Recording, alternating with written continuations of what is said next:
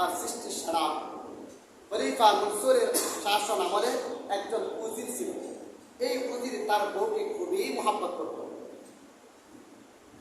এই উজির খাদেম ছিল, বউকে খুবই মহব্বত করত। একদিন রাত্রেবেলা উঠানে বসা, পূর্ণিমার চাঁদ, বউকে বলতেছে তুমি কিন্তু পূর্ণিমার চাঁদের চেয়ে ভালো, পূর্ণিমার চাঁদের চেয়ে তুমি সুন্দর। তো খলিফা মনসুরের খাদেম উজির সে বলতেছে তুমি, সে তার বউকে বলতেছে পূর্ণিমার চাঁদের চেয়ে তুমি সুন্দর। এই কথা যখন বলে দিল, বর্তমানে কিছু মহিলারা আছে, স্বামী যদি বলতে পারে তোমার হাতের পাক, তুমি যে আজকে রান্না করছো তরকারিটা খুবই ভালো হয়েছে, মনে মনে কিন্তু বউ খুশি হয়, কিন্তু প্রকাশ্যে বলে আর ফাম দিও না, আমার দিও না, এই কথা বলে, কিন্তু মনে মনে কিন্তু সে অবশ্যই খুশি হয়। খলিফা মনসুরের উজির খাদেম বউকে বললো পূর্ণিমার চাঁদের চেয়ে কিন্তু তুমি সুন্দর, তোমাকে কিন্তু আমার মনে ভালো লাগে। এক পর্যায়ে খলিফা মনসুরের উজির বলল তুমি যদি চাঁদের চেয়ে সুন্দর না হও তাহলে তালাক। মানুষ তো তালাক তো দেয়, রাগ করে তালাক দেয়, খুশি মনে তো কেউ তালাক দেয় না।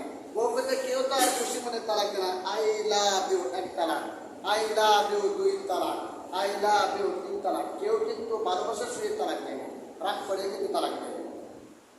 তালাক যারা দিবে, যার উপর তালাক পড়বে আর যিনি তালাক দিবে, আল্লাহ রাসূল বলেন তারা হলো সবচেয়ে বেশি নিকৃষ্ট। তালাক দেওয়ার কিছু নিয়ম আছে।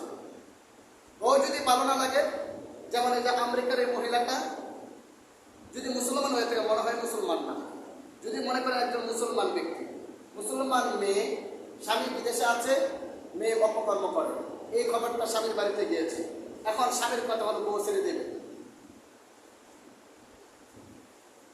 একটা কথা বললেন আপনাদের এই চন্দ্রপুরে আমার কাছে মাস্টার নিয়ে আসছে মাদ্রাসার মধ্যে, হুজুর কারোর কাছে কথা বলবো না, আমি নাম বলবো না, বলতেছে হুজুর আমি বিবাহ করব, ইতিপূর্বে আর বিবাহ করি নাই, এক বিধবা মেয়ে, মনে করছি এখন তো বর্তমানে আর ভালো মেয়ে পাওয়া যায় না, তার বিধবা মেয়েটা ভালো করবে, এই জন্য সে বিধবা মেয়েটা বিবাহ করছে। বাড়িটা হলো আমাদের বাড়ির পাশে খালিয়াবাদ, আর ছেলের বাড়ি আপনাদের এই যে উল্টোপাড়া।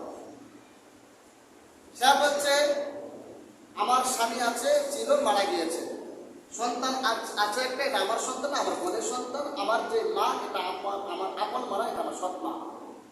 কয়েক মাস যেতে না যেতে স্বামী তো বউয়ের কাছে ফোন দিবে স্বাভাবিক, বউ বাপের বাড়িতে গেছে, যাওয়ার পর স্বামী ফোন দিয়েছে, ওই বউয়ের বইনে ধরেছে, ধরা ফোন আপনি কে? আমি তো তার স্বামী।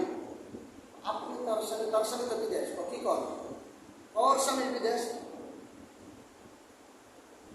তার সন্তান সন্তান ওরই বাবা, তার আপন মা, তাহলে তার স্বামী বলে মরে গিয়েছে না, পরে ওই বোন কান্নাকাটি করতেছে। এখন সে আমার কাছে মাস্টার নিয়ে আসছে, হুজুর এক পর্যায়ে এমন করছি আমরা, বিবাহ বন্ধনে আবদ্ধ হইলাম, এখন কি এই পর্যায়ে কি